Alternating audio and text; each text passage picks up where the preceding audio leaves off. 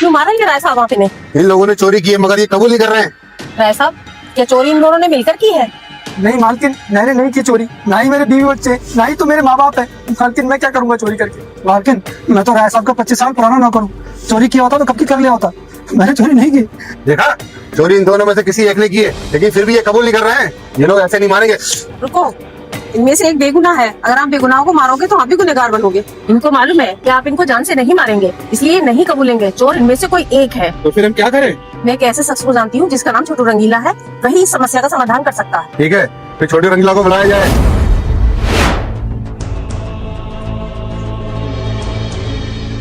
बताइए राय साहब, कैसे याद किया मुझे?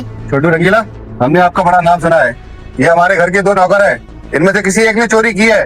क्या आप पता करके बता सकते हैं कि इनमें से चोर कौन है? ठीक है राय साहब, ये तो मेरा चुटकी का काम है ना। बता दो तुम दोनों में से चोर कौन से? छोटू रंगीला, मैंने चोरी नहीं की है और मैंने भी चोरी नहीं की है। लगता है तुम दोनों ऐसे नहीं बताओगे। छोटा रंगीला, ये दूध तुम किस लिए लेके आए हो? इन दोनों चोरों को पिलाने के लिए। पिलाने के लिए? ये दोनों चोर हो, तुम इसे दूध पिलाओगे?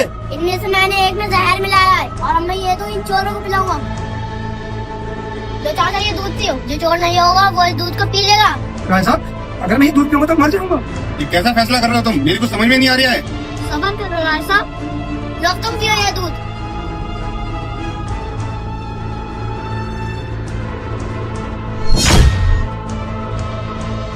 आज इसमें जहर नहीं, चलो अब ये पियो। राय साहब, इसमें तो पक्का जहर होगा, ये तो मर जाएगा।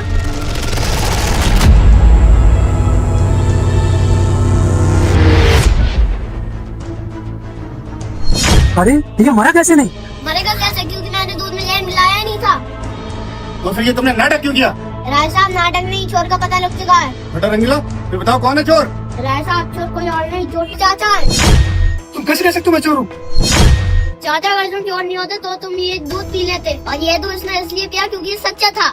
राय साहब ये सही कह रहा है, मैंने अल्लाह पर भरोसा करके वो दोनों गिलास पी लिए। तो चाचा तू चोर है?